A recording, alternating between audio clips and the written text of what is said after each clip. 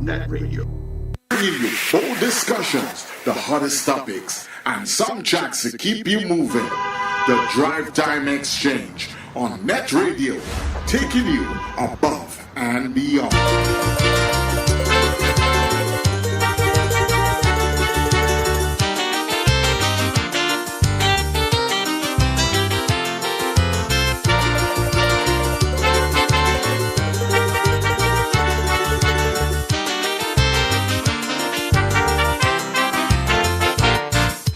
Foreigners always asking me why in Trinidad people so happy what to do. Man, I had to tell them the truth. I say a man could sleep until 10 o'clock, get up and still he ain't late for work, where he hurry for. He getting transport in front the door. And this poor couple, they going whole day and unpaid, they still draw a big fat pay if they like. They could call a big strike. So I tell them sweet, sweet Trinidad, first I love this country bad. I don't want to leave at all. Ever since I small, look up all in sweet, sweet Trinidad. Brother was a feeling glad. When I'm dead, please bury me in the center of the city. Yeah, I'll tell you.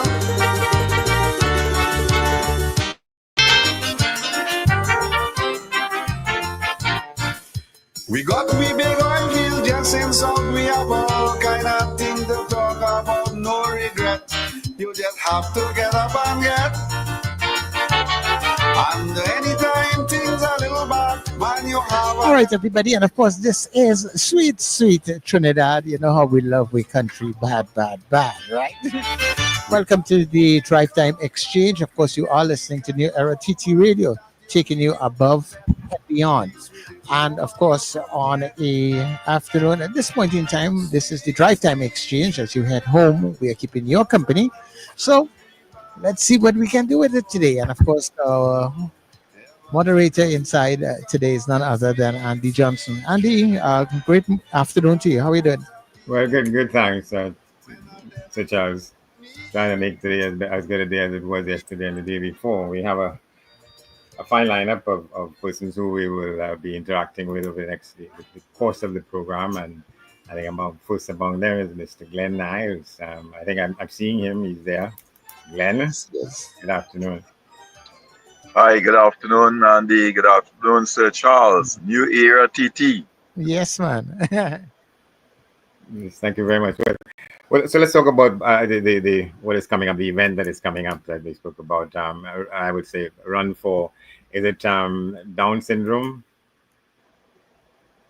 Yeah, and the Down Syndrome Family Network, we have our body walk coming up on the 5th of October.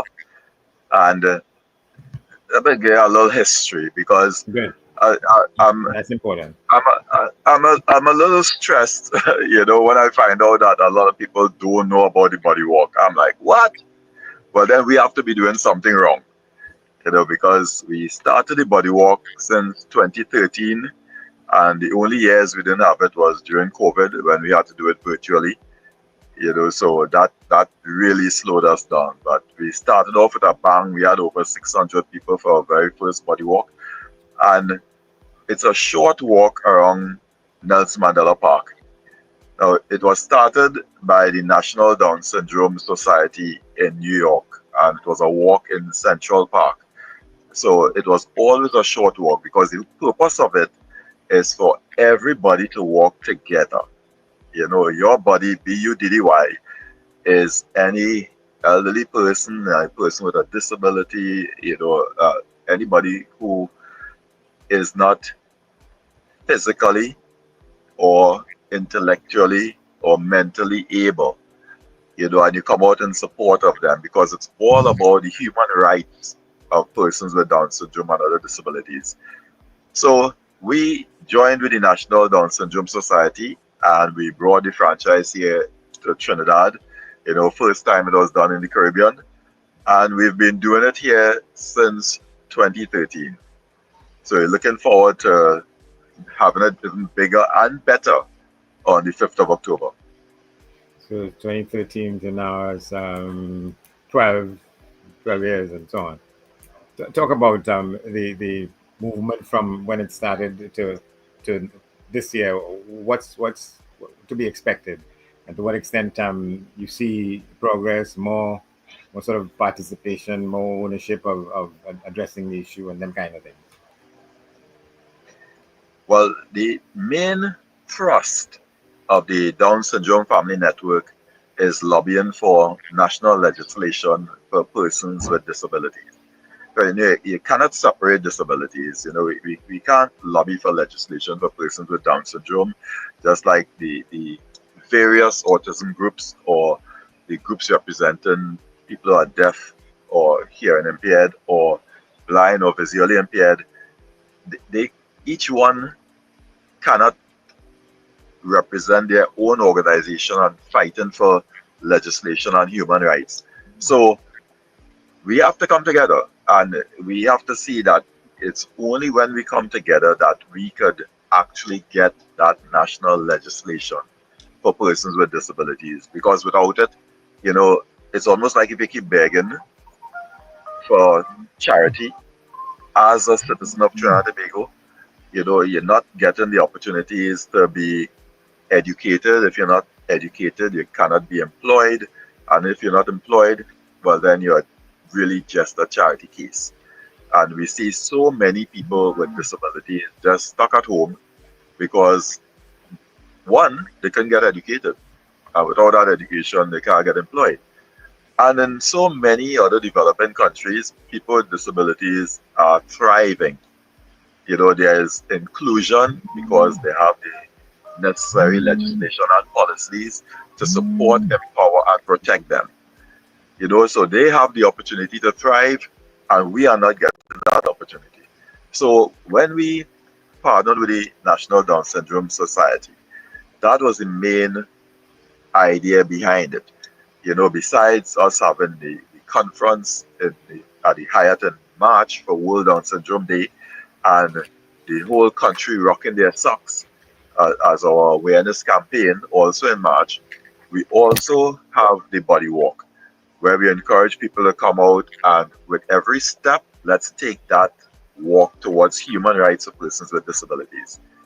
So, as I said, it's a short walk, only about 1 kilometer.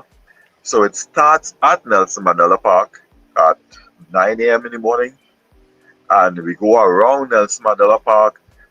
Usually we get a marching band. There's a THUR truck. There's music. And sometimes when you look at the past videos, if anybody goes on our Facebook page and Down Syndrome Family Network, and you look at the past videos of the body walk, when you look at those drone photos, we look like a carnival band coming around Mandela Park. People are dancing, people are walking, people bring their pets, their parents with strollers, for the infants, but it's just really everybody coming together. And then, well, when we started, we would finish in the Oval. We have a whole fun day, music, artists, etc. So the togetherness continues, right? But fortunately or unfortunately, cricket is now an all-year event. So we were no longer able to get the Oval to have that fun day. So now we finish inside QRC, and that's where the event ends. Now, we know we have a how you call it, a 5K fever. Yeah. So, after some years of having the body walk, some people, so why they don't have a run? Why they don't have a run? Glenn, why they don't have a run? Lisa, why they don't have a run? The calls kept coming in. So we started the body run 5K. And so for the runners who want to run, the 5K starts earlier, because some of those runners don't want to run in the hot sun. And they start at 7 o'clock. On the other side of Nelson Mandela Park, closer to St. Mary's Grounds, and they would go down around the savannah, and come back and finish outside KRC as well. So we cater for the runners and the walkers. Of course, we prefer, I know I love the runners, I can run again, knees giving trouble, back giving trouble. So as just cheer on my friends who are continuing running, but we really would like everybody to come out and walk. Of course, the runners go, make your best time, and then come and join the walkers. And let's all walk in together as a group, as a community, as a society that embraces each other. Yeah, so because I wanted to get you to expand a little bit on that question of the level of embracement, if there's such a word, among the general public concerning Down syndrome. Well, because of that segregation from birth, that whole thing when you have a child and you take them to the school, they look them up and down and say, no, carry them by Lady Ochoy or by Princess Elizabeth or any one of the other special schools. They will teach them there. We don't have the facilities for them. Our teachers not trained to teach them. We don't have this, we don't have that. All the things that they don't have. Now, those are the same excuses that they give my son when I took him to the school. Well, they give me when I took my son to the school. He's 26 years old now. So we have not progressed. Our educational system has not evolved to be able to accept persons with disabilities. Now we do have some self-advocates with disabilities who were lucky enough to enter the primary school system and the secondary school system and even in tertiary, the tertiary system. But it's not a common fact because there's no legislation to support them.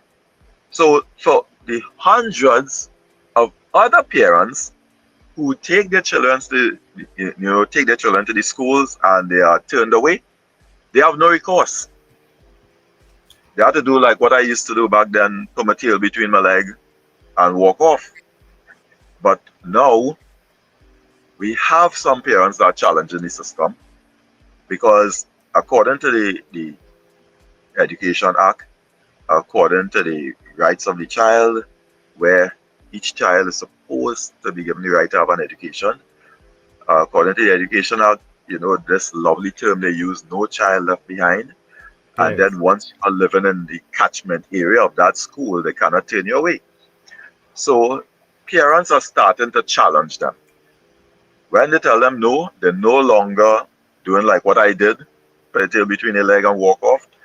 Instead, they're going to the newspaper, they are going to social media, and they are going to their lawyers. So even though there's no law, even with the Constitution and the Education Act, there are segments of the Act that could help them, with their case. But we are still waiting on that national legislation patiently, because we have signed and ratified the United Nations Convention on the Rights of Persons with Disabilities. We signed that, I think, was back in 2007. I know my lawyer on the board will probably be cringing if I got the date wrong. And it was ratified in 2018. And since then, the only thing that the government of Trinidad and Tobago has done is amend the national policy on persons with disabilities. No, the convention was signed in 2015, and the government amended the national policy on persons with disabilities in 2018. But part of the convention is that you have to put things in place with not just a policy, but legislation, and then all the other overarching policies that will support people with disabilities. So we are still waiting from them to fill the other gaps. And well, the main thing is legislation. Yeah, you say your patience is running thin. Is there any any means by which you and your organization sort of keeps a line of communication with whoever?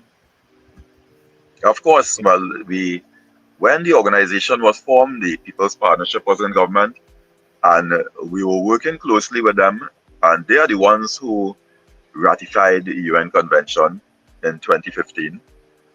And then while the PNM was in government, we have been pushing for the legislation, and it was actually this year that the Minister of Social Development at our conference at the Hyatt made a public announcement that the draft of the legislation has been prepared, and it would be going to the LRC for review and then to Parliament. And but then elections was called. Yes, right. I was going to say, and as we speak, for not too much would have happened. It was earlier in the year, and then election was a couple of months ago. So that Yeah. yeah. Right. So now, of course, now we are reaching out to the new Minister of Social Development and seeing how we could get this restarted. Because I mean, that is the party that started the process, by finally ratifying the convention that was just sitting there. And now it's just to continue the process and really welcome people with disabilities and make them feel like citizens of Trinidad and Tobago. You see, the interesting thing is a lot of people, like when we have our conference, people feel it's only for persons who have a child with a disability or something. No, it's for everybody. It's for John public, because this affects all of us. And people don't think so. You know what they always say, who feels it knows it, right? So a lot of people, they're worried about no disability law or anything because they don't have a disability. But if we live long enough, all of us will end up with some form of disability, You have or something. through accident or illness. I have a lot of friends who ended up with disability through accident or through illness. It wasn't planned. I have friends who they build their dream home, and I always talk about this. They put all the bedrooms upstairs, and now they are older. They can't go upstairs to the bedroom, so they have to sell that nice house and look for equally nice flat house where they have no stairs to climb. It's because people, they don't think about it. They don't think planning about the future. It's not to say, it's all doom and gloom and you feel, oh God, I get a disability, so let me do this. No, it's just being proactive. And also, it's thinking about your neighbor, your brother, your friend. Everybody's always say this. They always say, God, society are doing nothing for them people. But we are society. Yes. So we are the ones not doing anything. We are the ones not speaking out. We are the ones staying quiet. And while you watch somebody like the people who are blind and, visually impaired, and thinking, well, they could weave baskets. People who are visually impaired all over the world are gainfully employed in many different disciplines. People are deaf and hearing impaired, the same thing. People with cerebral palsy, the same thing. Because once they get that opportunity to be educated, then the world is their oyster. Yeah. All we need is the right for the opportunity. Sometimes, you hear, because I'm in touch with all the organizations, right? All the special schools. And you hear people thinking that, okay, well, if we get our legislation and they get to go to school and then they get to work, then they wouldn't get the disability grant. Or then the special schools had to close down and all those people will be out of jobs. No, the special schools wouldn't have to close down because not everybody will be able to go to the regular schools So there will always be the need for special schools. The difference is there will be a distinction between the people who can attend the regular schools and not everybody being lumped in a pile. Disabled, you go so. You have a disability, you go so. What? Autism? How high on the spectrum? Well, it don't matter, you go so. You have some children with autism who are brilliant. Could be the next Einstein, Beethoven, Elon Musk. But you sideline them and put them in a special school where they are not allowed to thrive because they have certain quirks. You know, they might be stimming, they might be rocking back and forth, they might be humming. But in the, well, as I always say, the so-called developing countries, you know, they find different ways and means to deal with it. Like I have a friend, what her son would do, they use music. And once he's listening to the music with his headphones, he's sitting in class quietly, and of course he's doing his work and getting it done before everybody else, because he's brilliant like that, you know. So there are different measures. So we have to start thinking outside the box. We cannot continue with this. I don't even know what mentality to call it, but because people look at us sometimes. If, you know, when I go to the conference abroad, just on a sidebar, and a lot of people don't even know about Trinidad and Tobago when I attend those conferences the National Down Syndrome Congress has. But since I've been attended, well, the first time I attended, but since I've been attending, you know, they found out about Trinidad and Tobago. They sure as hell know we're not swinging on vines down here, and we're not only about carnival. You know, we are strong. We are a force in the energy sector, and we could still be a force. But we are known for other things. We have a lot of people who are very educated from Trinidad and Tobago outside there making it big. You know, so people are getting to know about us. And we don't have legislation for persons with disabilities. I remember the past Senator Paul Richards, you know, at the conference, he read out a list. I can't remember how many countries that have legislation. And we are in the few that don't. And as I keep saying, we're supposed to be a developing nation. We're supposed to be a caring society. And caring is more than charity. It's a lot more than charity. You know, we have the whole teach a man to fish instead of just giving him a fish, because you had to come back and give him a fish every single day. So, well, let's see to what extent advocacy such as this helps to move the needle in the direction that it could go. But Glenn, thanks a lot for talking to us, and all the best with this year's activities. And thank you very much for the opportunity. And everybody listening, go to our social media pages, put your comments. You know, let your voices be heard. If you don't want legislation, I can't fight you. But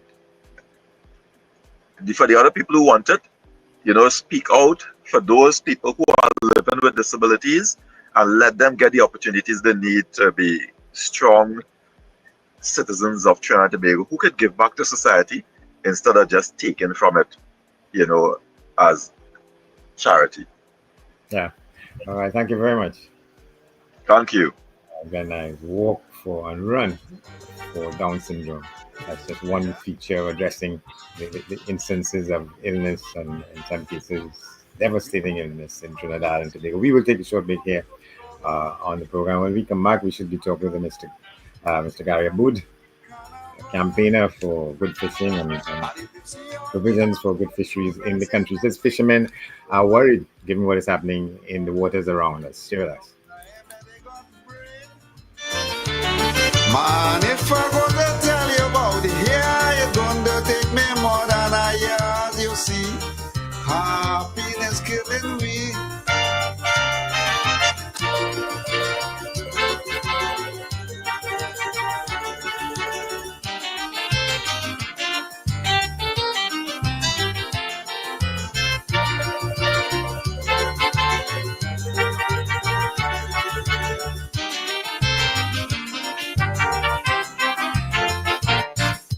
Foreigners always asking me why in Trinidad people so happy what to do.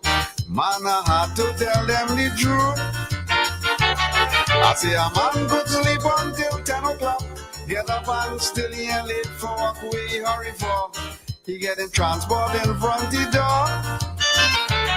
And this poker boat they going whole day and on pay they still draw a big fat pay if they like.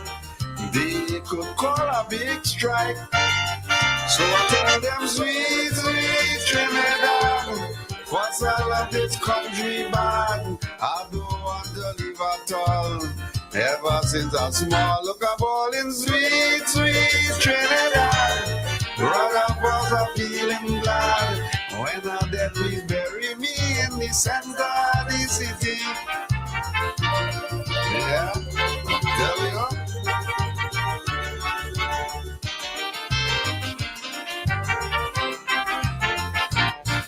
We got we big oil field just in South. We have all kind of things to talk about, no regret. You just have to get up and get. And anytime things are a little bad, man, you have a garden in your backyard and no doubt the food almost in your mouth. We got women, color, class or creed, any kind of a woman that you need, you could bet. The sweetest woman you could get. Sweet, sweet Trinidad, for all of this country bad. I don't want to leave at all. Ever since I'm small, look up all in sweet, sweet Trinidad. Brother was a feeling glad. When I dead, please bury me in the center of the city.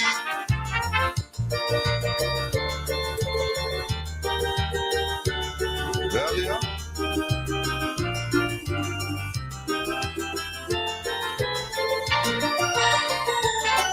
Yes.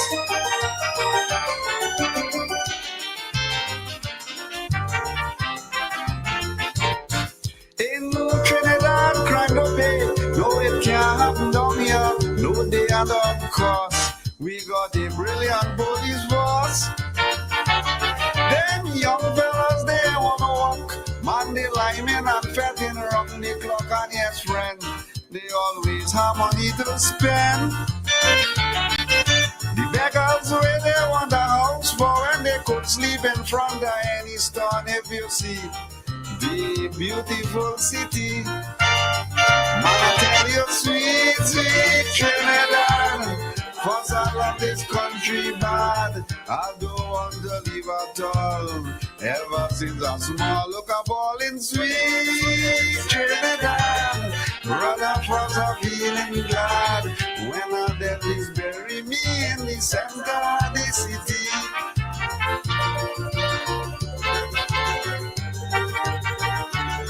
Yeah.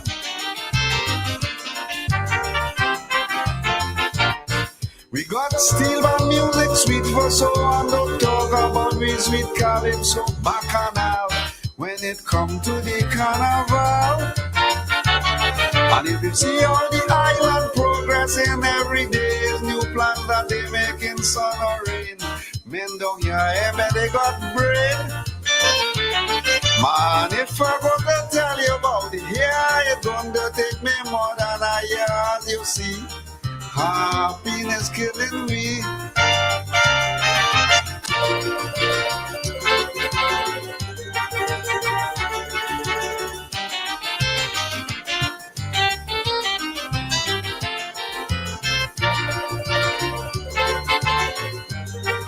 Right, everybody, and so we welcome you back to the DriveTime Exchange right here on New Era TT Radio. And we are glad to be here with you on this Thursday afternoon. All right, so Andy, you're back there with me, right? Yes, yeah. All right, so I have Mr. Aboud, I have him on the phone. We were having some other little challenges. That is what took us a little while there. Yeah. So we decided we'll take it on any which way. We'll take the information. All right. So, Gary, are you there? I'm here. Glad you're calling me, Gary. Thank you. Well, thank you very much. Thank you very much, Gary. Let me just read from what's the news in one of the newspapers today on that issue in the Express. Fishermen in fear. Aboud slams the Prime Minister's, quote, kill them all violently, unquote. That's the opening paragraphs. As United States-Venezuela tensions continue to flare in the aftermath of a deadly American military strike on an alleged Venezuelan vessel in the southern Caribbean Sea on Tuesday. The fishermen who ply their trade within these waters say they are operating with heightened concern. The U.S. on Tuesday confirmed that its military had launched a lethal strike on a vessel that was allegedly ferrying drugs from Venezuela. The attack, ordered directly by U.S. President Donald Trump, left 11 people dead on board the vessel, according to a White House, who is later said were part of the Venezuelan Tren de Aragua gang, a group Washington has designated as a terrorist organization. But in the mix of all of this, the Trinidad and Tobago people who, for proper reason, ply the waters around the country, well, to use a phrase of good note, quaking in their boots. And Mr. Aboud has been one of those persons on the side of fishermen and people who are involved in that trade. He says they are fearing for their lives. He's with us. Good afternoon. Good to have you. Thanks for coming on. Of course, and we have always been honored to be on with you. I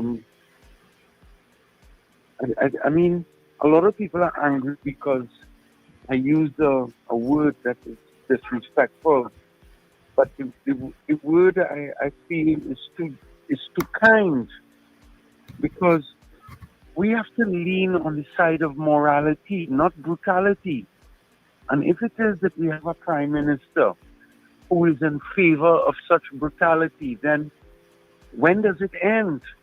How does she command respect by protective services that are fully armed and able to do much more than was done to that vessel? How does she guard the population against extreme conduct by any authority outside the law? And we traveled. It's been hundreds of years since we've been colonized, and we fought against it, and we're still struggling against it. Should we as a nation, as an independent nation, a sovereign nation, be handing over and kissing the derriere of a person in the United States determines that he has the power, therefore he is right to murder people at sea? So maybe Mr. Solo would be the next person to be bombed out of the ocean. If Mr. Solo decides to take a quick spin in the Gulf of Paria, what is the promise of safety?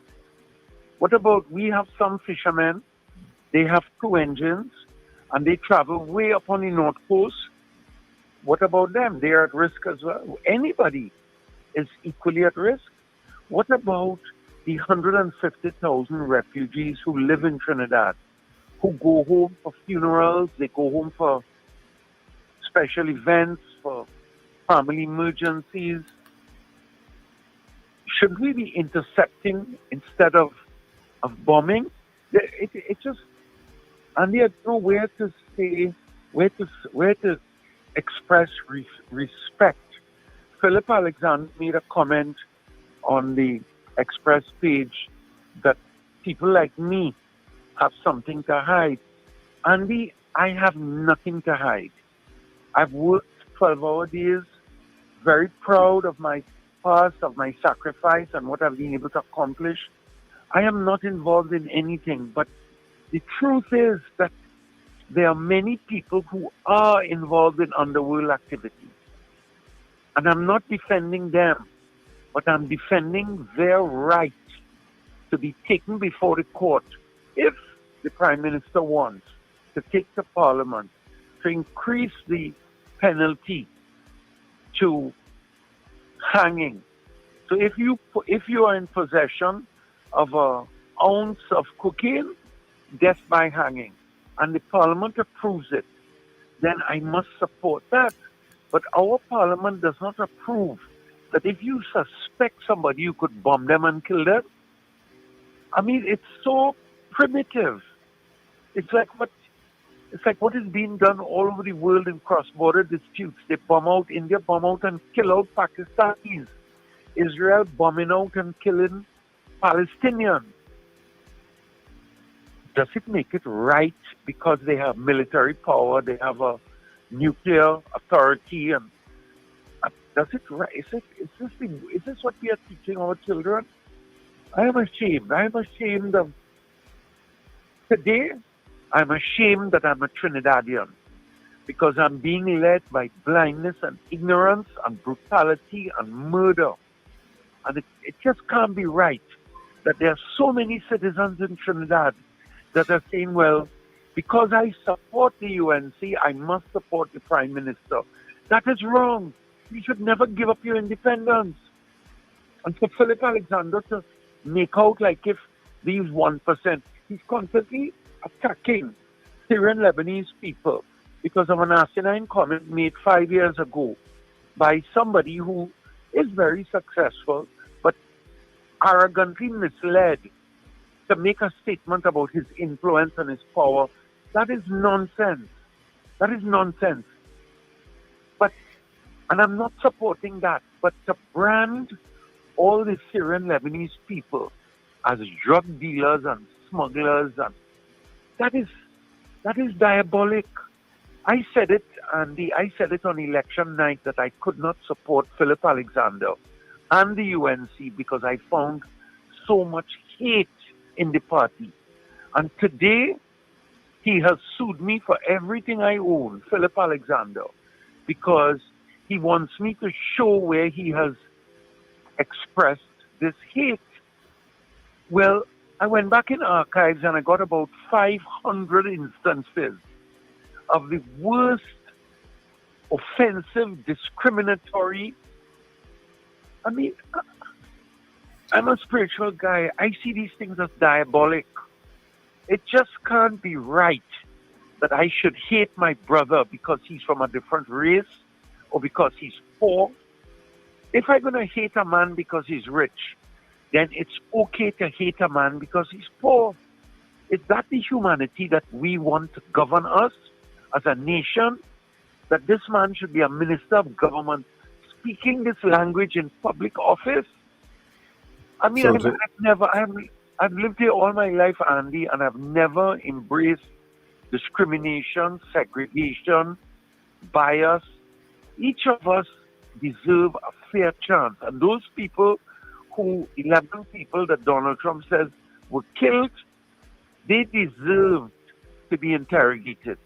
I'm asking you, has the last prime minister or the last two prime ministers or this new one done anything different to secure our borders? Have any of them considered purchasing radars? Have any of them considered the multiple proposals and recommendations made for Coast Guard satellite bases throughout Trinidad and Tobago for early response? Have any of them considered the recommendations that we have made 26 years running and annually, that we need to abandon the warships and equip the Coast Guard with shallow vessels that can function in shallow basins like the Gulf of Paria, where the drug runners and the smugglers run into the rivers, they run into the shallow areas? And tell me one single instance of an interception of a Venezuelan vessel or a Trinidadian vessel running drugs that was caught. So in 25 years, we haven't caught one. And why is that? Why is it that Basio Pandey should purchase radars at 1.2 million US and within 2 years they break down and they were never repaired? So it sounds as though to some extent what you're saying is that we have waited for the Americans to come and take action about questionable activities happening in the waters around us. And we are praising that now when we have failed to help secure our own security for all these decades. Exactly. We have not earned the entitlement to stand proud. And so I have a real problem with all the people who want to stand proud at independence, because we have so much to be ashamed of. So much. Look at the amount of homeless people, the amount of poverty in the South. 110,000 people, according to the World Bank, live on less than $1.50 US per day. That was done in 2023. Has things changed? Why so much poverty? We just signed off with Exxon. Exxon, famous in the world for paying bribes and taking out hydrocarbons at a fraction of the value. It's what the third world countries all over Africa paid, a fraction. of what they pay in royalties in the United States. But yet, Rudal Munilal, who was properly recorded in the EMBD trials, and that is a high court and appeal court judgment, he is our Minister of Energy negotiating, a man who was condemned before the courts for doing all sorts of wrong things to the Treasury. And they refused to let us see the contract. I sit on the EITI and the Extractive Industry Transparency Institute. Yeah. I've sat there for almost 9 years. And for 9 years, that's all we have fought for. We want to see the contract so we know what we are being paid. And if we are being paid less than a nation with similar challenges, the cost of production of hydrocarbons varies depending on the accessibility of the hydrocarbon. And you say you haven't been able to get access to the contracts. So No, we have not found a government that is willing to be open about what value we are paid based on what volume is extracted, based on the difficulty and challenge of the extractive process. And that should be standard in the world. So what the World Bank did, they set up the EITI with a mandate to tell the third world what we were paid and to ensure that it was received into the Treasury. But with great respect to the World Bank, that's counterproductive, asinine economics, because it does not matter what we were paid. Our internal accounting and accounting mechanisms should be adequately enough equipped to trace that it was received. But what value we were paid and how does it compare? Why should Texas or Canada, Alberta, why should Alberta be paid 8 times more royalty and they have blistering winter? What is the difficulty of the extractive process in a tropical area where the soil is soft compared to going to a winter area where the soil is ice, rock hard? These are the types of questions that the EITI should be examining. And everybody who sits on the EITI agree with us, except the extractive sector and except the government sector, because they have an interest and a motive in keeping it secret. Likewise, shouldn't we as a nation be banding together to protect our people, to protect them from the vagaries of parliament, the vagaries of cabinets that weren't honest and truthful? We paid SIS, and we paid them over $1 billion. Today, when the PNM were in power, they refused to release the IMA report of 2022. Every 4 years, the IMA produce a report. That's what taxpayers pay them for. But Cabinet has to review it and approve it. The 2018 report condemned most of the recreational beaches. Like 90% of every beach that we swim in is fecal contaminated.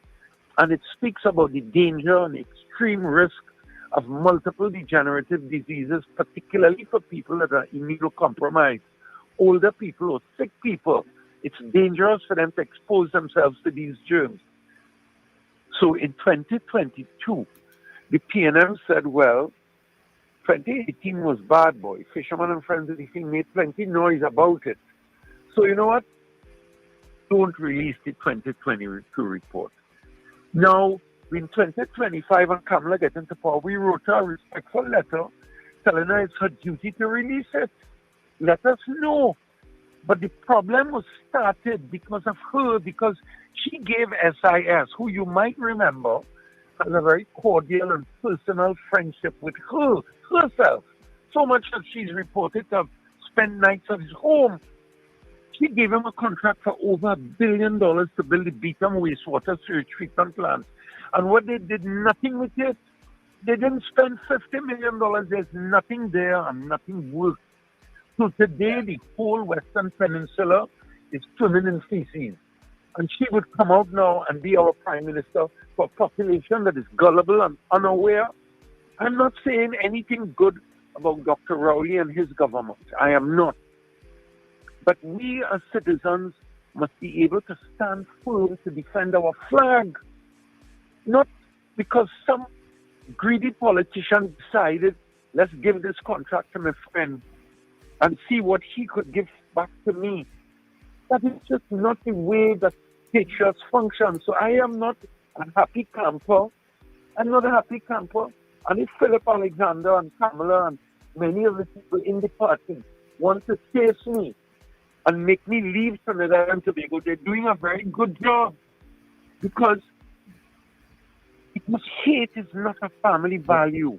But I want to ask you, given what you've recited here, it doesn't seem as though the EITI is doing the work for which it was established, correct? It is. It is doing. Can't get access to vital documents. If you're talking about transparency, what it's established to do is to trace what was paid and what was received. And over the past 8 years, I feel very proud because the managing director, the young man Sterling, and he's very proactive and supportive and interested. And we've gotten a lot of standards adopted for the extractive sector in Trinidad, quarries, and for the oil and gas sector and environmental reporting that have been copied and modified in other regions around the world. What we've done is stellar. It's simply not enough. Contract transparency is the essence of the oil and gas sector. What are we being paid for? What volume is being extracted? They hide the volume and they hide the value. So we're blind. We don't know what was taken. And so even though we can establish that X dollars were paid to the Treasury, we cannot value that as a percentage of the volume taken. So if they take 1,000 barrels and they pay 100 US, we don't have any mechanism to determine that they only paid 10 cents US per barrel because we don't know the volume. So we have always said from the very beginning, Kahal Hidi Singh represented us. There are other people that have sat on the board and represented us and FFOS who have a higher level of expertise and we've learned from them. But the basis of our thesis is value for volume. Other than that, we are blind. And the current chairman we have, in my respectful view, I think he's dynamic and inspired, and he wants to see the thing work in the best interest of Trinidad. But like everybody else on the board, except Gary Aboud, everybody has to worry about their tenure.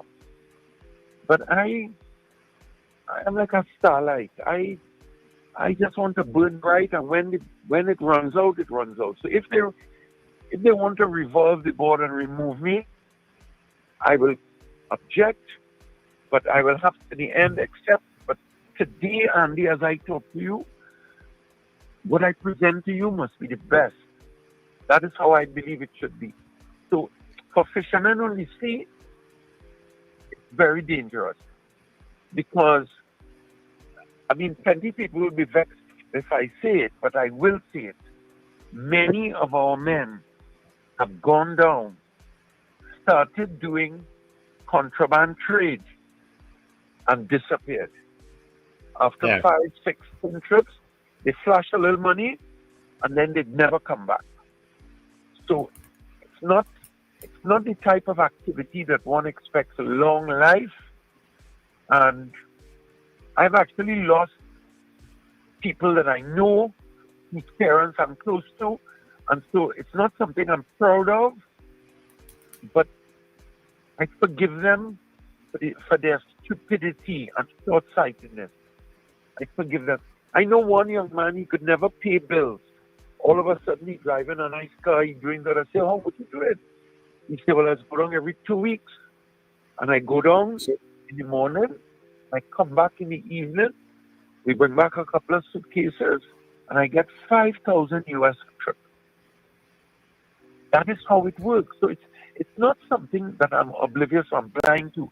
It is real But if we had radars, it would be solved. Problem solved in the story. No more vessel theft, no more robbery at sea, no more insecurities about they're bringing in honey, wild meat. On the North Coast, we received in the past 6 months about 8 donkeys. Donkeys. Half the piglets in Trinidad. You know, we just had a disease with piglets and had to exterminate hundreds of pigs. 20 piglets coming from Venezuela on. So there's work to be done in cleaning up the arrangements, but that it should not be a case where there's a free for all and everybody is accused of trafficking in drugs and prohibited subjects, objects, and so on. That's the point you're making. The point I'm making is that we should be in partnership with CARICOM, and CARICOM should be in partnership with the United States. They are our closest, nearest authority and partner. But they should not come down and act independently or be given the right to act independently of the law, of international maritime law. We have international law. What United States is superseding United Nations, superseding CARICOM, and the Prime Minister should say, I don't have to talk to CARICOM. What about the partnership, the communion of souls of a region who have a common history, common culture, common population, common threat? Just so, and to celebrate it and say, kill them. It's just, I mean, we wrote a couple of things. Are you there? Is that in the United States, there is a problem. The distribution sector in every state, in every city, in every town in the United States, you can buy cocaine everywhere. And you can buy a bunch of other things as well. Now they have all kinds of pills that are heroin-based and other chemical-based. Who is distributing it in the U.S.? Donald Trump wants to put a $50 million US bounty on Maduro. Has he put any bounty on the U.S. drug import cartels, on any of the U.S. mafia, many of whom spend time in his hotels? Has he even considered that he should be fighting the battle internally on his front? Who is the U.S. Customs and Excise who are examining the boats and planes that arrive in the U.S. and the containers that arrive? Shouldn't Donald Trump be putting out a reward on alert on his internal weaknesses? See, it's just, yeah. Just common. There's much to be gone into, my friend, but you've rested a lot for us to chew on as we go forward with this. I saw Thank you very much. Yeah. We run out of time.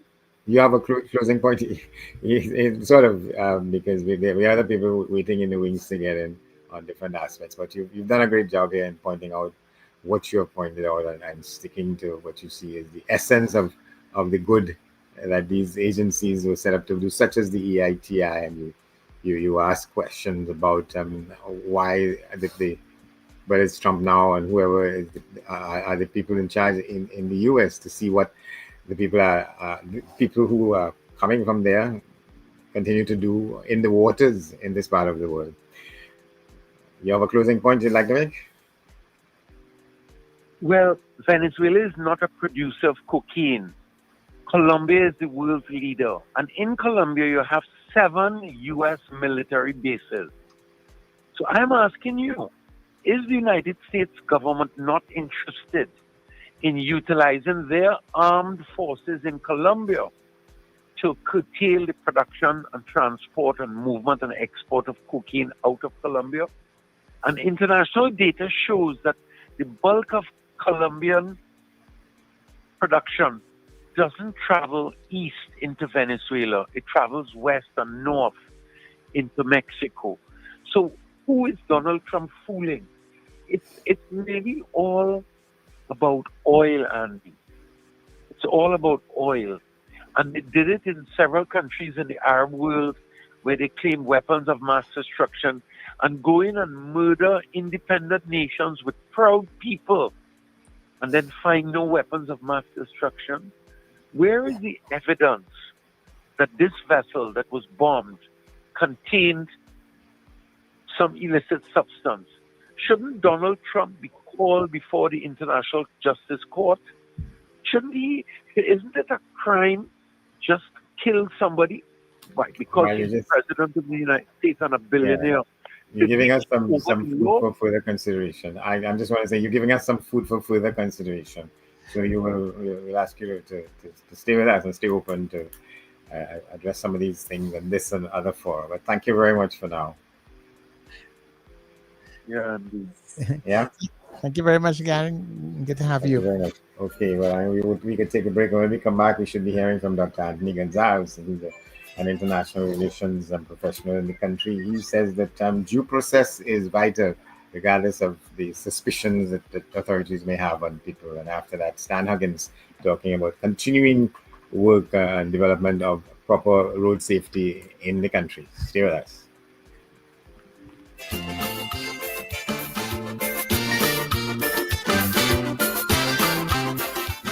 Your mid-morning just got better. Join Sir Charles for the mid-morning mix and mingle, where good music, real talk, health, and family matters come together, and your voice is heard.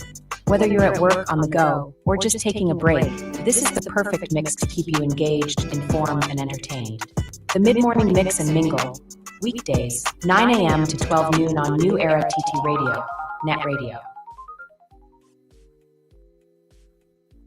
Charmflair Auto Services Limited, your one-stop auto repair shop, located at number 1 Industrial Lane, Charmflair, right opposite the brewery on the Eastern Main Road. Yes, we do it all. Repairs to all makes and models, from your everyday sedan to SUVs, light trucks, pickups, and panel vans. We're also the sole distributors of Davanti tires, certified VTS inspection station, plus a wide range of services: oil change, front end and suspension repairs, tune-ups, tire alignment, batteries, electrical work, radiator and cooling system, AC repairs, and accessories galore.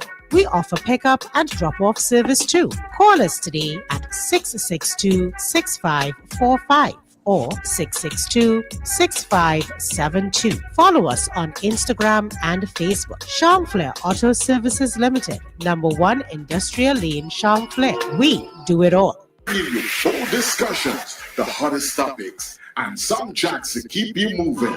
The DriveTime Exchange on NETT Radio, taking you above and beyond.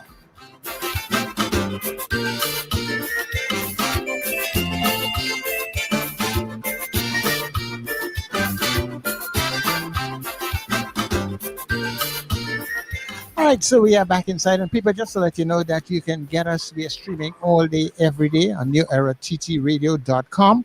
And of course, New Era TT Radio on TuneIn, so you'll be able to get us on all of your Alexa and Google devices. All right, so we are back inside with you, Andy, and of course, our guest is here also.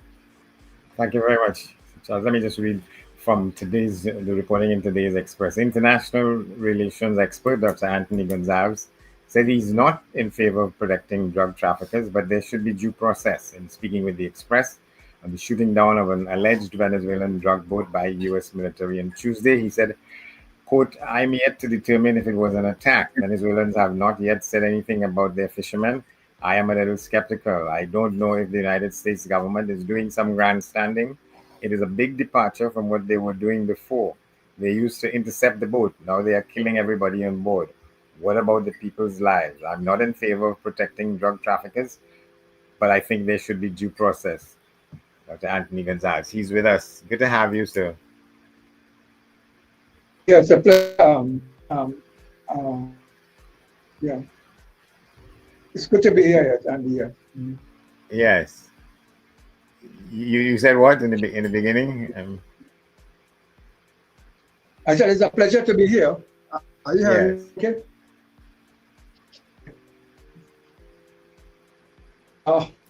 Would Yeah, you we're hearing you. respond Go to what ahead. was said in the meeting? Yes. Are you hearing me? Yes, yeah. I was. It was kind of delaying a bit, but we can manage. Yes. Okay. Well, I was saying that I have problems with in which the United States attacked this vessel. First of all, let me say that I'm not sure this actually took place. Okay, because we know who these people are. The American government has not said who these 7 crew members were and who were carrying the boat. Well, they said they were carrying, but we don't know how much for that, what become of drugs. So I'm first skeptical whether this took place, this actually took place. It could be the American government is using some kind of AI to fabricate a spectacle to demonstrate that trying to suppress drug traffickers in a different way and using lethal force rather than trying to interdict them and bring them to justice and so on, which they have done for years. If you back probably just a week ago or a month ago, you'll see where the Coast Guard would accept the vessels and they would capture who was on board, they would take what they are carrying and would then bring them to the courts. This is normally how it is done, and this is the lawful way in which it is done. It is strange now that they're saying that under some kind of new arrangement, I think they're saying that these are terrorist organizations and they are entitled to wiped out, as they've done, for example, with Al Qaeda and some of the groups in Afghanistan and so on. They attack directly and wipe them out. I don't think that applies to drug cartels. Drug cartels are not military units, and it requires a totally different approach. You have to accord them some kind of lawful experience and bring them to justice in a different way.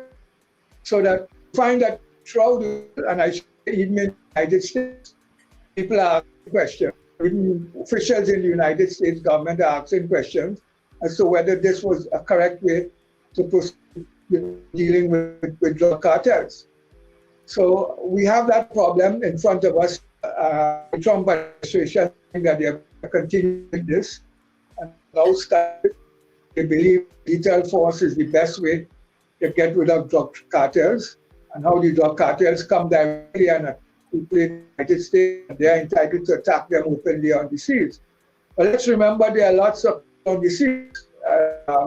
There are all people, French people, it's that these in the boat, if there was a boat, they were traveling to Trinidad. I don't know if they were here, they fishermen. You could have been you on that boat. You could have been migrants going somewhere to the Caribbean to the United States. Not know. Are you just going to wipe out these people like that? So the very serious question they ask, we all in favor of attacking drug cartel, and I would even support the United States military if they go after drug cartels in the long way. But I really don't see how much this is to do with even solving the problem.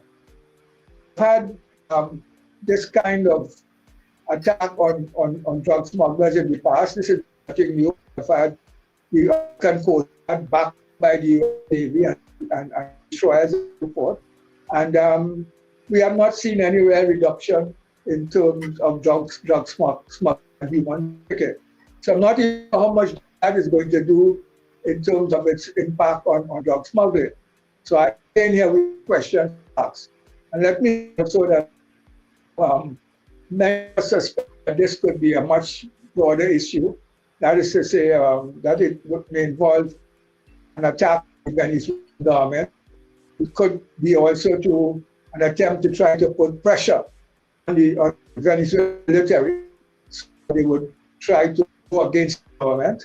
The American government under the first Trump administration, they tried something like that ago. It did not. The Venezuelan military did not budge. They remained loyal to the government. And as you would appreciate, it's very difficult to get the Venezuelan military to revolt against government. Venezuelan government itself has done quite a lot to try to prevent that. They have implemented a whole new policy which is decentralizing the military, to the point no one commander has large, significant control over troops, able to lead up. And they have also implemented a kind of civilian militia, which involves millions of ordinary civilians who are trained in military warfare. They have also been trained very much, let's say, by the Iranians in asymmetric warfare, or what they call guerrilla warfare, like how they fight in Iraq or they fight in Afghanistan. So all of that works into kind of technique. So it's very difficult to overthrow the government in Caracas. It may well be that the Americans can do that. They may have supporters in Venezuela, probably members among the opposition that they want election, who they contact military. So that they may well feel that using this tactic here, they might be able to revolt in the military, get rid of Maduro. But all of this is speculation. We don't know really what's going on. We have to wait and see. I cannot make any serious pronouncements on this because I don't have the information. I doubt any of them have the information. So you think therefore it is unwise and it was maybe wrong-headed for there to have been such luscious and loud congratulations for what happened, and to support that kind of intervention even in the bad circumstances of presumed illicit activity. Certainly, I don't agree with that. First of all, we should remain quiet. It's not in our interest to go outside here and take sides. For the time being, we are not sure what is happening inside here. And to support the Americans when you're not sure exactly what the Americans are doing, I think that is a bit dangerous.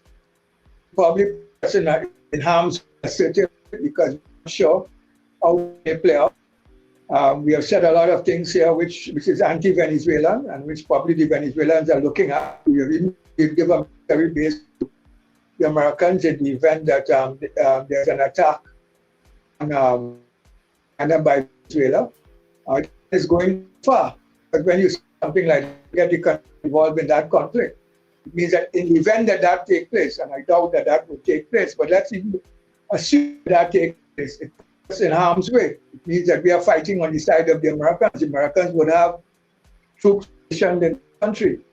Now you imagine what that implies. Let's say the Americans put 10,000 soldiers here with all types of equipment to attack Venezuela. The Venezuelans are not going to go down and take that. They're going to come after. We're going to have to pay a price here. We are in warfare with them as far as they're concerned.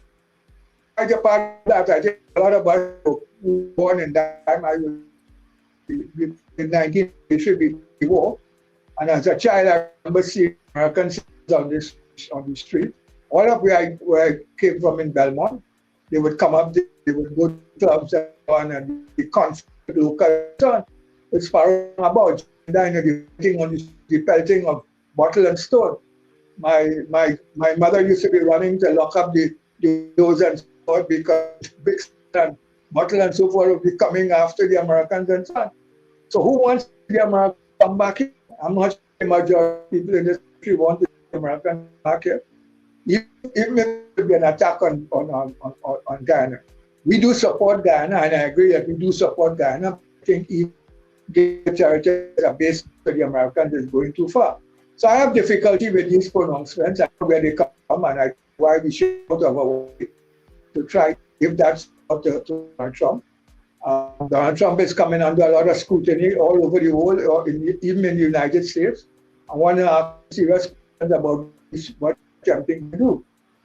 We all want to get rid of the drug smugglers. We're doing as best as we can to do that. And there's a lot that could be done. For instance, we need local law enforcement to be reinforced. We need help with judiciary. We need help several years here domestically to deal with drugs. Our Coast Guard need help in terms of being able to stop the guns coming in and so forth. Or some, there's a lot that we need in let's deal with this. Why we feel that we have to go along with Donald Trump, because as I said, this is tying up the country in something that we know where it is. Let me just go for example that we know if they head into some kind of international conflict with the Chinese and the Venezuelans on one hand and the Americans on the other hand. The Chinese are saying that they are prepared to help the Venezuelans and they are giving equipment to the Venezuelans. They have continued to do that. Yesterday, I was looking at the celebration of the 8th anniversary of the liberation of China from the Japanese and the Second World War 1945. And they were celebrating that in China and at the same time in Venezuela. And the Chinese delegates talking about the cooperation with Venezuela and how Venezuela. That act is also is something which that Venezuela admire and so forth. And you can see a kind of cooperation among them that will certainly out in the end that there's an attack on Venezuela. So do we want to get the country involved in something like that? And we also know that the Russians are very involved in Venezuela.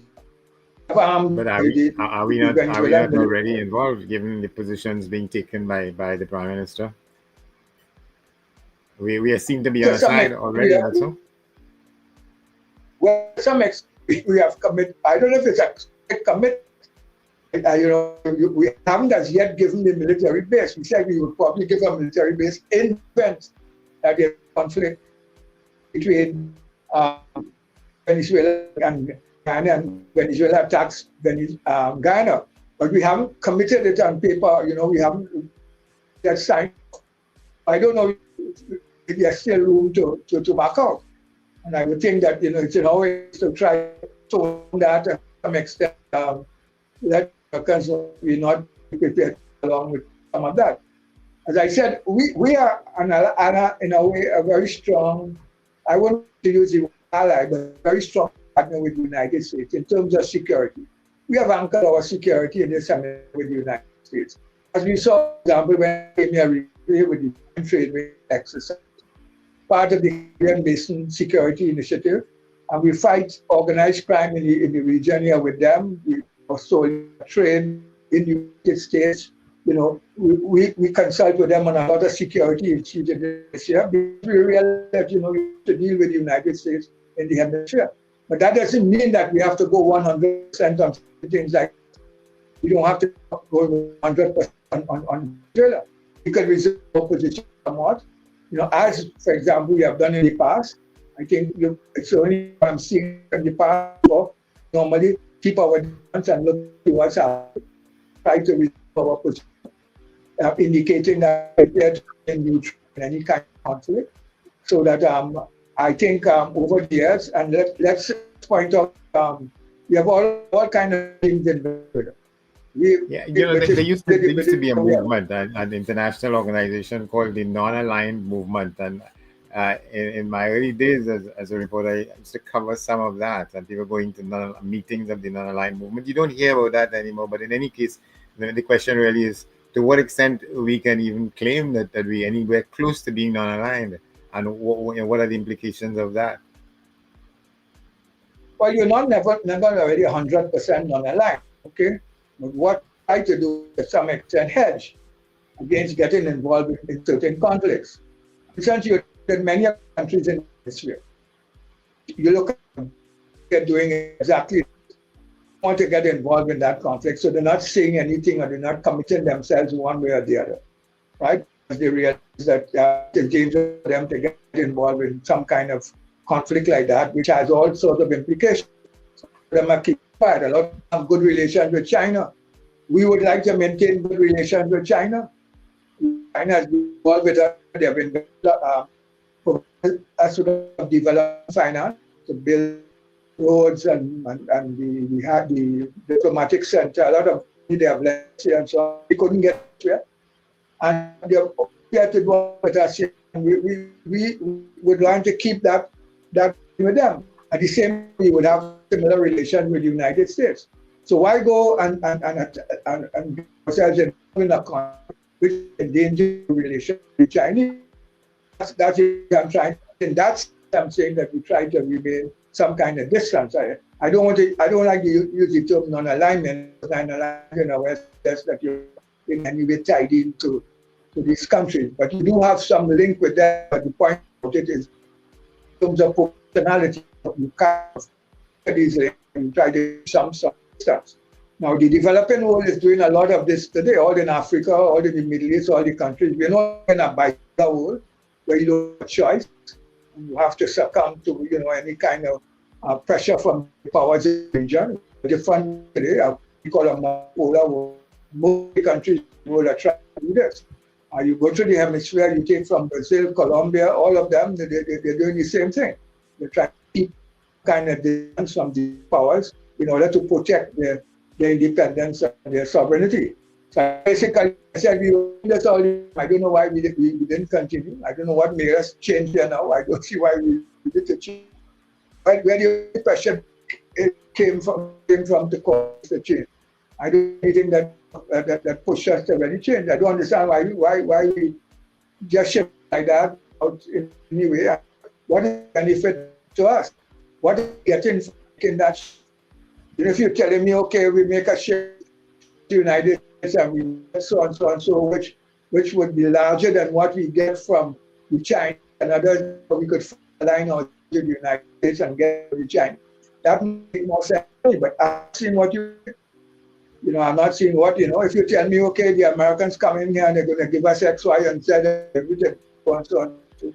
It make a bit more sense to me, but I'm not seeing anything. What I mean is pronouncements in of the United States and forward, and it's Venezuela. And we that Venezuela is when we live here with Venezuelans, and we have to try to be on good terms with them. We have the Gulf of Paria where all sorts of things happen that where the contraband, human smuggling, all kind of contraband and trafficking and so forth. We cooperate with them in terms of the control that situation. So, we need to continue working with them to do that. In addition, we need Venezuelan gas. We have not been able to find gas. I talk about water, but we don't know what we may find here or may not find here. But we have Venezuelan gas and Venezuelans that offer us last year. The dragon gas, the cocaine. We cannot drink cocaine apart from the drilling the half. And the company that start need to get the license from the United States to complete the drilling. And then the managed part, the managed part, we are in our part, the small part, but we would like to get access to the larger part. You have long-term set of gas. And then there are a whole lot of other fields around Venezuela with a lot of gas. We know which Venezuelans are burning, they just burn the gas. We use a lot of those gas for petrochemical plants.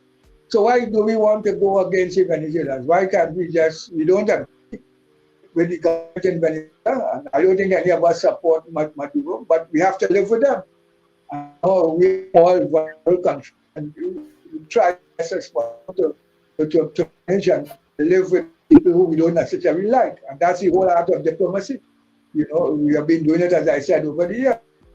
We need to talk with them, keep negotiating these things. Now, are we going to kill all of that? Are we just going to say we don't need Venezuela? We need to cooperate with Venezuela, and we're going to go with the United States again, where I'm have difficulty. So, I am hoping that it may not turn out that way. I hear the practices saying we are on good terms with Venezuela and we are on good terms with everybody. I don't know what that means. A kind of statement which is in a way very general and is not indicative of what really happening. On the other hand, I think Venezuela takes certain things which is like, they don't have any faith again in relation with us, that we are against them and so forth. So really, truly, I'm not clear what really happened. I'm not sure really. Right. So on the face of it, on the face of it, do you think we are gambling with the best relations with as they probably did exist with Venezuela, and what are the implications for that in our bilateral relations? Yeah, I think that, I don't know exactly where it has reached. When you listen to, and this is another dimension of this problem, when you read the Minister of Foreign Affairs, I get the impression that he's trying to maintain good relations with Venezuela. If you read all that he said he's talking with the Venezuelans, taking sides and so forth and so on. When you hear the Prime Minister, you hear another side of another.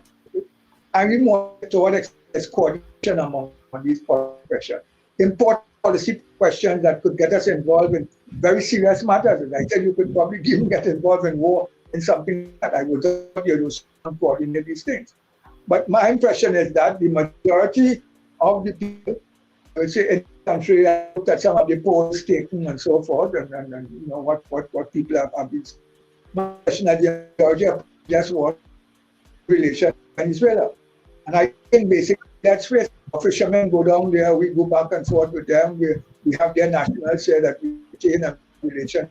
No one to have a situation where we're in conflict with Venezuela concerned the Americans coming inside here and attacking them and all sort of thing. I don't know. So my feeling is that, look, what are you getting from the Americans? Why are you changing your relationship with Venezuela? I don't know how hard that is. But I suspect even what the Venezuelans are saying, that they do have some kind of doubts as to whether the relations are being maintained. So we need to look at that. But, you have to be always careful in international relations. You can put yourself in high. There's a lot happening already among them that part of it doesn't involve us or doesn't concern us, and we have to know how to stay out of it. You don't get involved in things unless it's of national interest to you. For instance, if Trinidad and Tobago is threatened in some way by some foreign something or the problem, we push a relationship with the United States. We force a relationship with the United States in order to defend our country or something like that. You see, I can see that, but this present situation, I'm seeing that.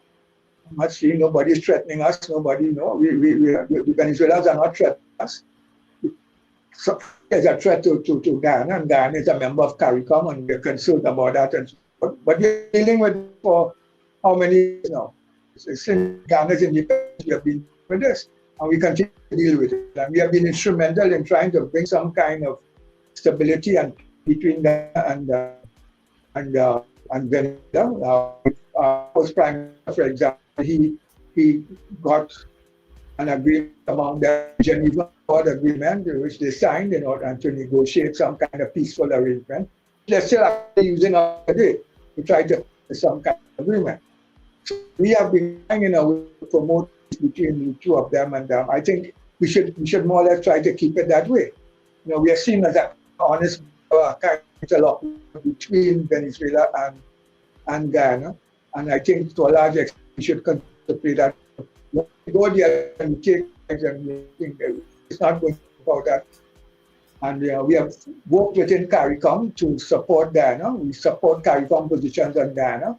For instance, I said that some time ago, was it last year sometime when this matter flared, that quite that Ghana. Venezuela is this. Venezuela trying to support fully Ghana as a member of CARICOM. And I, for example, as a citizen, I to support Ghana because, for instance, I'm a member of CARICOM. And, for example, I can go and buy land in Ghana, like buy land in Trinidad because as a member of CARICOM. So that I support Ghana. I won't go past that I'm willing to send through to Ghana to fight Venezuela, or I'm willing to give the Americans a base to fight Venezuela.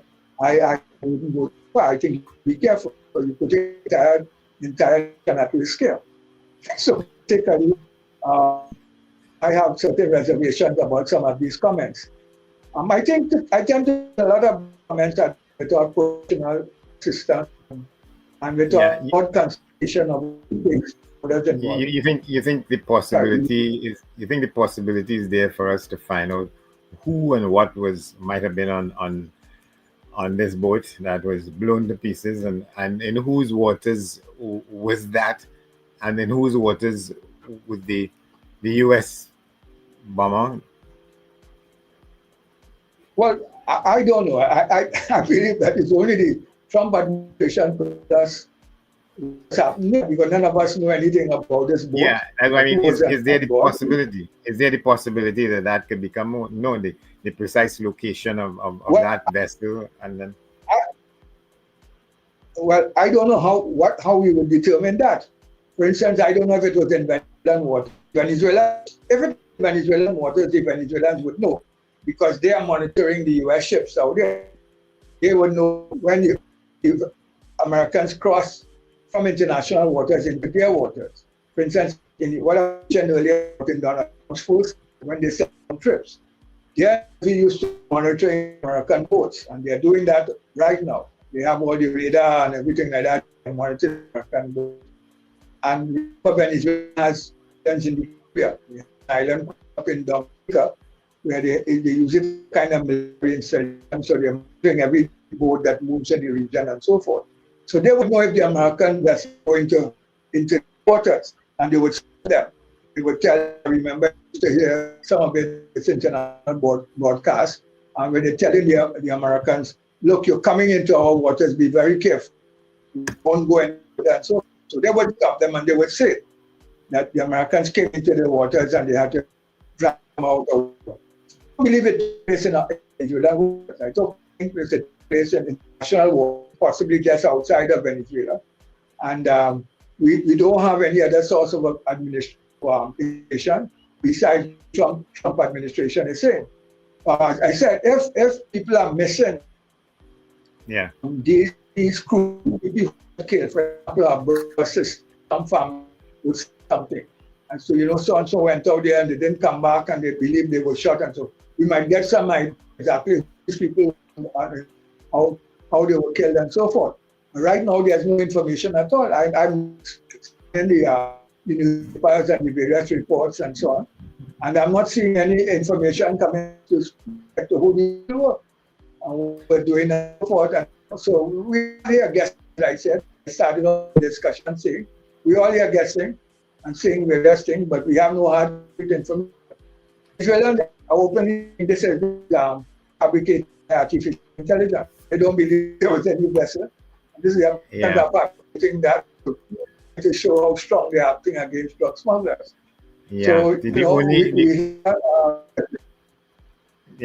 reason I'm intervening is to say that we could have gone on for the rest of the time here, but it's only because we have another guest in the wings. But we are prodigiously thankful for your analysis on this, and we will continue to monitor the situation from the point of view of getting some sense of who and what was on that boat that was sent to pieces like that.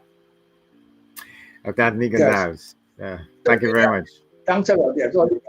Take care. Okay, when we come back, Stan Huggins, a road safety advocate if there ever was one in Trinidad and Tobago. Stay with us here.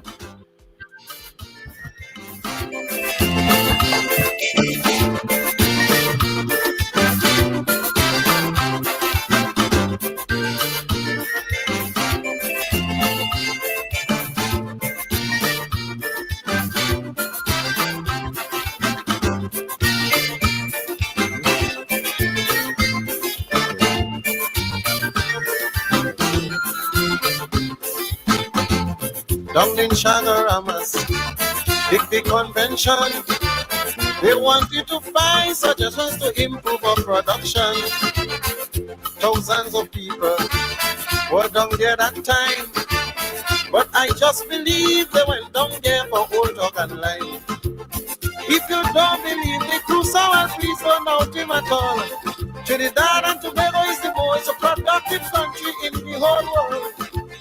You may think I'm lying, but listen to me, and you'll hear some famous products we're producing recently. We produce over $50 billion in this country in 7 years. Then produce a one-track economy that collapse and give us 8 years. Then produce a corrupted prince and scam that take all the money and gone. Well, tell me who in the world don't beat us in this kind of production? Okay, Andy. So we are back on the inside. I see Stan has joined us. So yeah, let's see what we Thank you can do. very much. Stan Huggins, how are you, sir? I'm all right, Andy. How you doing? Very good time. Glad to hear your voice. Well, glad to hear yours as well. So Yes. we're talking road safety and the last set of should I instructions or what have you, arrangements for people to use the roads in Trinidad and Tobago. So let's get going. Yes. What concerns you now? Well, what concerns me, Andy, is that what we are seeing is that the carnage is too high. That's what we're seeing, and it is so because the country never take road safety serious. Take for instance something like the breathalyzer, which is a serious issue in the country. Nobody in this country ever go wrong to the community and talk about the breathalyzer.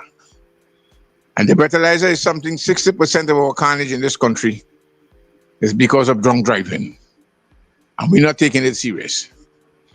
To fix the problem, Andy, we have to go back and educate the nation on all these factors so that the nation would know when you go to the bar and you have a couple drinks, you can at least understand what it means to keep you under the limit. Once you're driving and you're drinking and you're over 35 micrograms of alcohol breath, what happens, Andy? And the police stop you and they test you. They will charge you for DUI, and that is what it is. Do you know how much you have to consume to reach 35 micrograms? Well, sometimes it depends on your blood level, how strong it is, the strength of your blood level. And sometimes one guy just drink one beer, and he over 35 micrograms of alcohol breath. So you have to know yourself as a driver in this country. And we have to understand why it is important, and why other parts of the world institute the breathalyzer. Because people drink and drive. And we need to stop that. And it can be stopped if we have proper education on it and go around to these communities, set up the community road safety councils. Once you set it up and you start to talk the breathalyzer, you start to talk drunk driving, you will get some attention. The police, what they do, they keep it a secret. And when they catch you driving and they figure you on alcohol, they put the breathalyzer on you. What they should do first is to do some community policing and go around to the community and advertise the importance of the breathalyzer and why you must not drink and drive. That is what we have to do to fix the problem. Because what we have in Trinidad, we have a young population and they don't understand a lot of stuff that goes on. We didn't get it in primary school. We didn't get it in secondary school. What we do, we get it when we hit the road and then we get a ticket. And these fines on the breathalyzer, the first time you've been caught, the fine is 12,000 or 3 years in jail. It is a criminal offense.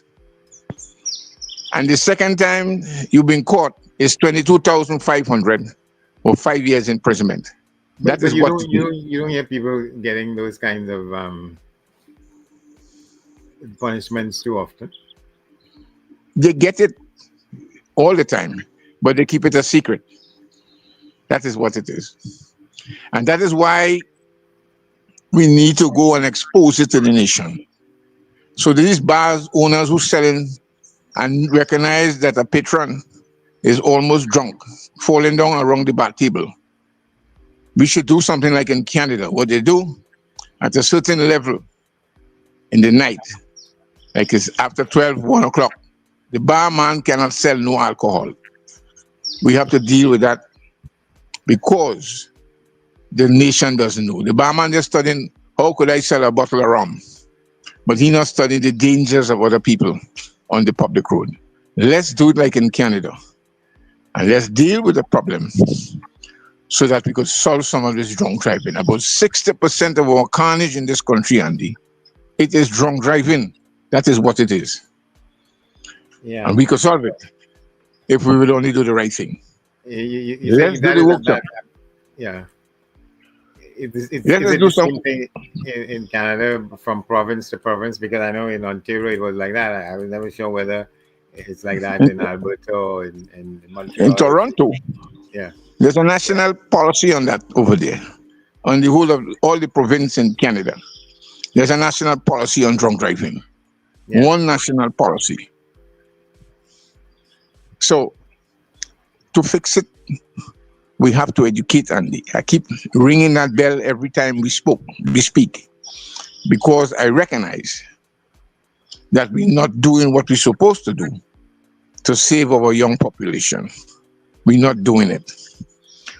And it is amazing to me to see that the authorities seeing all this carnage on the public road, not lifting a finger to say, let us do something to deal with this problem. We're not doing it, Andy. And that is the problem. Yeah, and that is despite the fact that you have an awareness, sort of orientation, and an agency from which you work. There's Arrival Live, and if I'm not mistaken, there's another sort of private people's awareness organization about driving. But you say the way you express these things is as though those things aren't connecting with Because, Andy, the driving population in particular. Yeah. because, Andy, if you're not trained to do something, you cannot speak about it. And that is the problem we have. We have no people in this country trained in proper 21st century road safety education. You have to go and get your training, and then you could come back and talk it. I could show you a movie from now until tomorrow, but you have to teach it, because we didn't get it in primary school. It didn't happen. All they tell us for road safety in primary school is to look up and look down.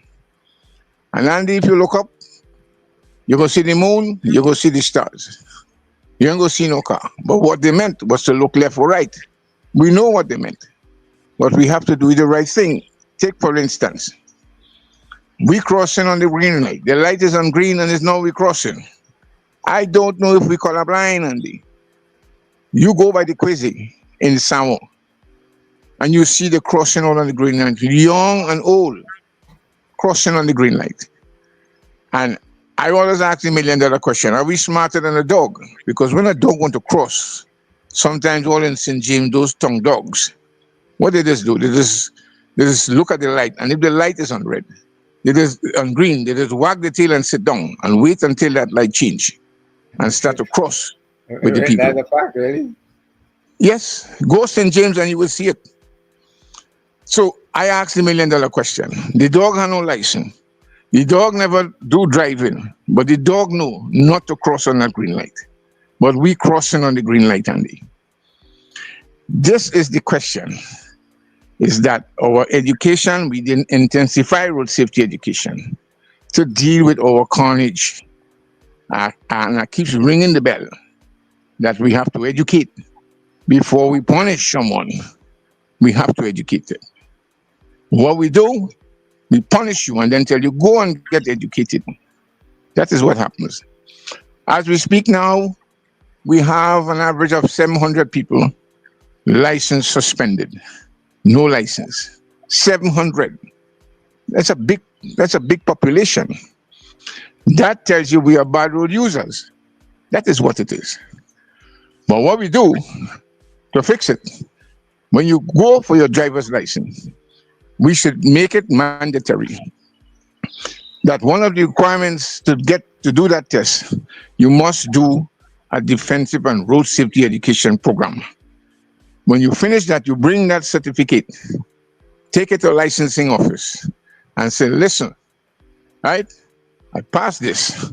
I want to come and get to my license test. That regulation that we give them here, it doesn't make any sense. It is not 21st century. It was done about 50, 60 years ago, and they're still using it. We need to update it, and we need to fix it. If we don't fix it, the carnage will continue. You follow me? How does that get done?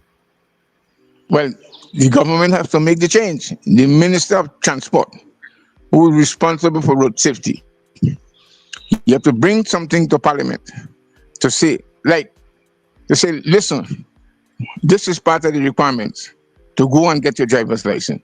A doctor, when he train, he do the theory.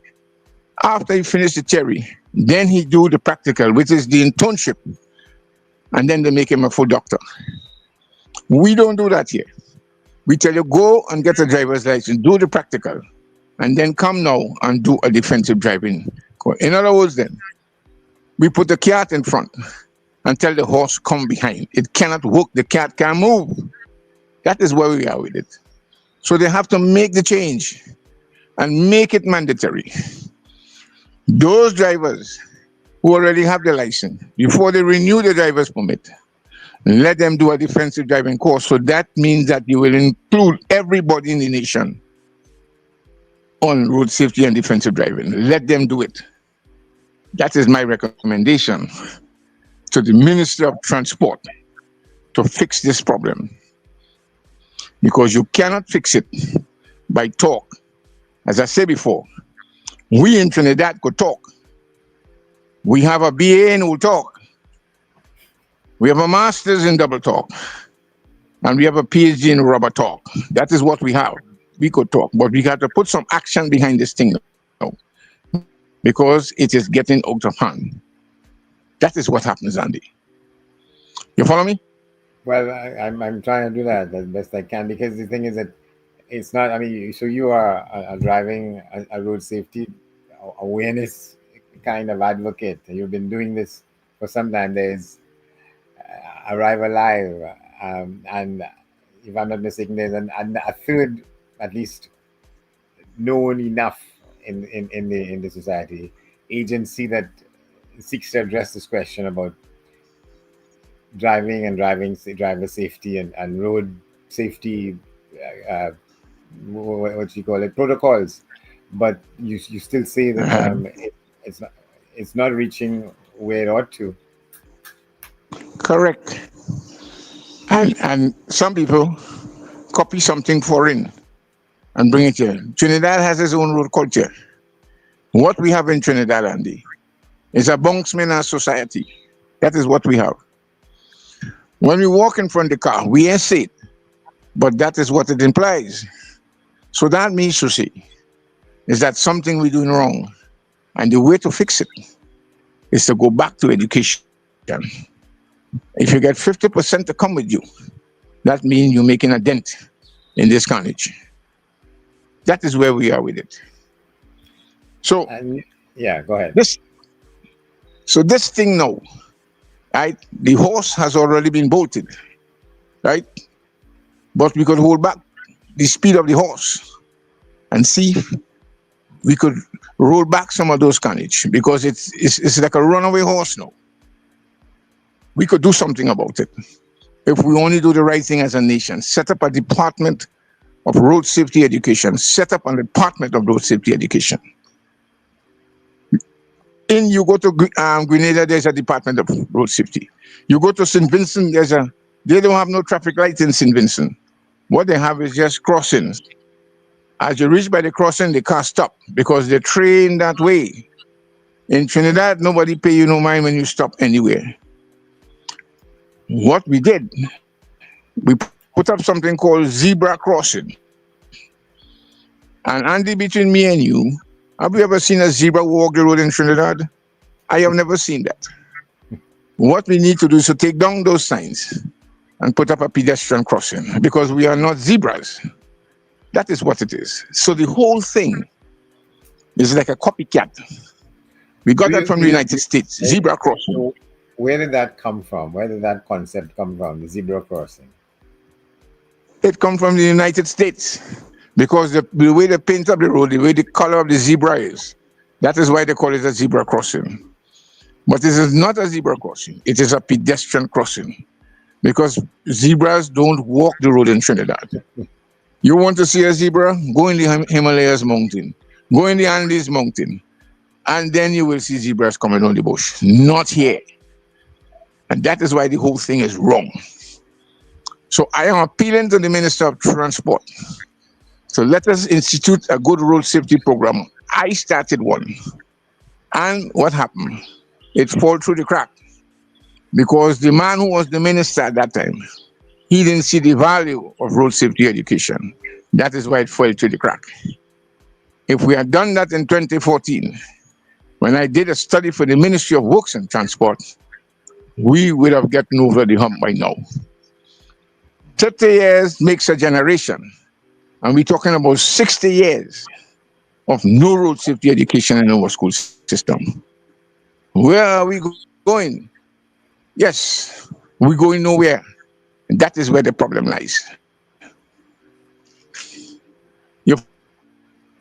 Yeah, yes.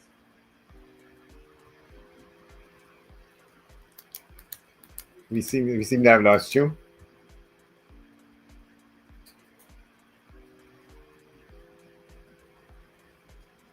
Stan, are you hearing us? No, he's not coming through. Yeah, I think he probably pressed something that. Well, we are almost at that time, so I guess we can wrap. Yeah, we'll try and get him back again, because there's another point he makes about what's called the demerit points, which one regime brought in, and then it got suspended. So we're still tinkering. I mean, in alliance with some of what he's saying, that we're still tinkering with the whole infrastructure for safe road driving in Trinidad and Tobago, as we continue to see what happens when it hits the news. So, Chad, thank you very much. We will have to leave it there for this edition of the program. Okay, thank you very much, Andy. And of course, we talk to you again next Wednesday, right? By all means. Okay, have a good one. People, this has been the DriveTime Exchange. You're listening to the Era TT Radio. Big convention. They wanted to find suggestions to improve our production. Thousands of people were down there that time, but I just believe they went down there for old talk and line. If you don't believe the crew, so please don't doubt him at all. Trinidad and Tobago is the most productive country in the whole world. You may think I lie, but listen to me, and you'll hear some famous products we producing recently. We produce over $50 billion in this country in 7 years. Then produce a one-track economy that collapse and leave us in tears. Then produce a corrupted crooks and scams that take all the money and gone. Well, tell me who in the world will beat us in this kind of production?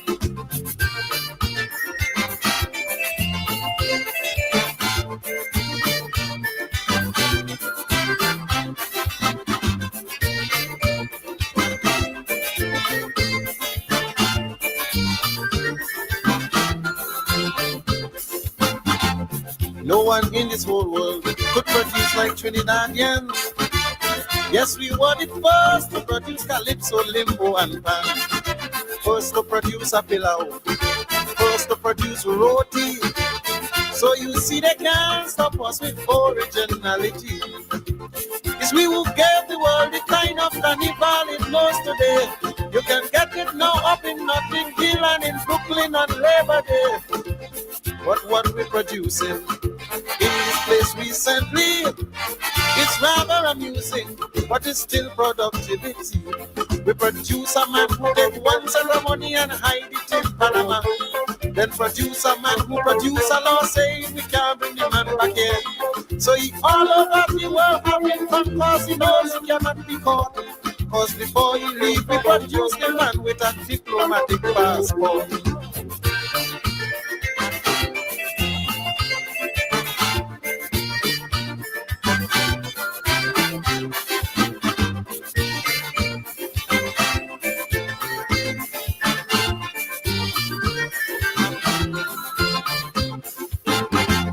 This country producing famous people as well. You could remember Hazel, Crawford, Penny, or Claude Noel. But now we're producing prostitutes everywhere. You can see them in San Fernando, Arima, or with What's Real. The The youths we producing in our country, they just don't know what to do. There are menace now to society, man, they're robbing and raping too. This one make me happy. Friends, you must remember, we're producing more Rastafarians now than Jamaica. We produce a steel mill and all they're doing is stealing taxpayers' money. We produce a complex, it's so complex it might finish in the next century. We produce a highway that costs us $21 million per mile. Well, that, my friends, is productivity for you, Trinidadian style.